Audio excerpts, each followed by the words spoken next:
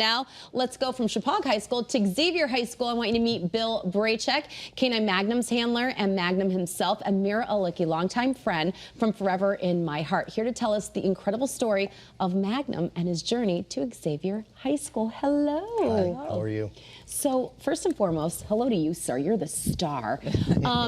But something that I learned about Magnum, I don't even know how I missed this, but he was rescued from the Ukraine and then came here and is now a comfort dog for Xavier. Mira, I don't even know where to start. How do we get to Magnum to Xavier here? So when the war started, we actually got contacted. Obviously, I'm Polish. I don't know if anybody knows. But I had no idea. I know. We got contacted because a lot of Polish families were hosting Ukrainian families, and we got contacted that there were puppies and they were looking to adopt them. So we brought 3 puppies from Ukraine, and then we had the opportunity to bring 2 more. And the 3rd one around, Magnum came. Okay. So he was brought from Ukraine, family in Warsaw, fostered him for about a month before we can get him to the States. Wow. And Forever in My Heart Foundation, you're a wonderful organization. You've been known to partner dogs with people, with veterans, and with special programs like this. Bill, tell me about his role and responsibility at Xavier. Well, we have a lot of kids come and go to Xavier to shadow. They'll visit. You know, these are prospective students, so he'll welcome them. He'll be in my office, the campus ministry office, but he'll also be in the main office with my wife, welcoming. He'll also be with Monica Marcelli, the media center. So draws a lot of kids in. It draws a lot of kids also who are having issues like with grief and stress and stuff like that. So he's been really a godsend.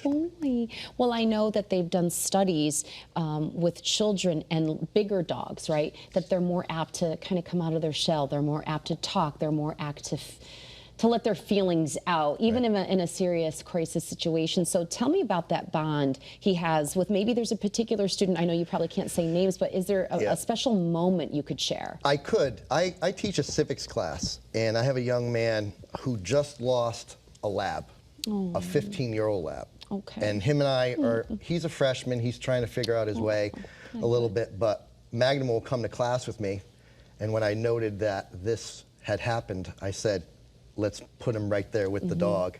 And he sat there the whole time, right? And we even saw him in the dining hall. He stayed with the kid during the dining hall. He just knows what to do, right? He just knew what to do. You know, you just tell him to sit, stay, and it all just happens, magic. So before I get back to you, Mira, about the training and how people can support Forever in My Heart, right?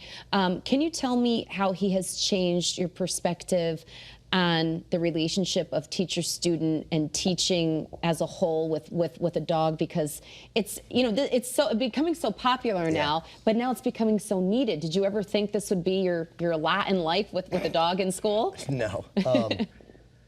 It started off as a joke.